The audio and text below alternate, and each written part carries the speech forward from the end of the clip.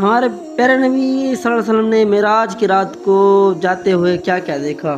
السلام علیکم میرے پیارے دوستوں، نبی صلی اللہ علیہ وسلم کے رات کے سفر کا واقعہ۔ ایک رات جب رسول اللہ صلی اللہ علیہ وسلم خانہ کعبہ میں سو رہے تھے، آپ کو حضرت جبرائیل علیہ السلام نے نیند سے بیدار کیا۔ جبرائیل علیہ السلام نبی کریم صلی اللہ علیہ وسلم کو براق نامی سفید پروں والی گھوڑی کے پاس لے گئے، جو گدھے سے لمبی لیکن کھچر سے چھوٹا تھا۔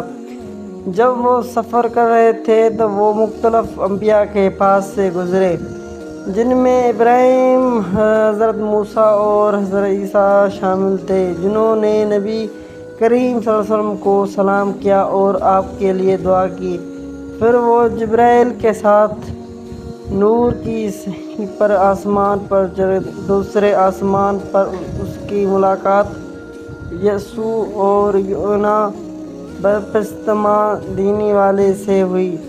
تیسرے آسمان پر اس کی ملاقات حضرت یوسف سے ہوئی، جس نے اسے جنت کی خوبصورت دکھائی۔ چوتھے آسمان پر اس کی ملاقات حضرت ادریس حنوک سے ہوئی، جس نے اسے کائنات کے بارے میں تعلیم دی۔ پانچویں آسمان پر اس کی ملاقات ہارون سے ہوئی، جس نے اسے بارش اور پودوں کے ذمہ دار فرشتے دکھائے۔ چھٹے آسمان پر اس کی ملاقات حضرت موسیٰ سے ہوئی، جو رک پڑے کیونکہ وہ جانتے تھے کہ پیغمبر کے پیروکاروں کی تعداد اور ایمان میں ان سے زیادہ ہوگی۔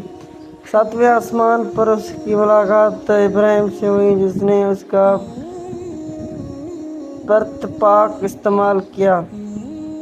آخرکار نبی کریم صلی اللہ علیہ وسلم کے سب سے اونچے مقام پر پہنچے، جہاں انہوں نے حضرت لوط کا درخت دیکھا، وہ حد جس سے کوئی انسان یا فرشتہ گزر نہیں سکتا۔ اس نے جنت کی نہریں اور اللہ پاک کے عرش کو بھی دیکھا۔ پھر اللہ تعالیٰ نے نبی کریم صلی اللہ علیہ وسلم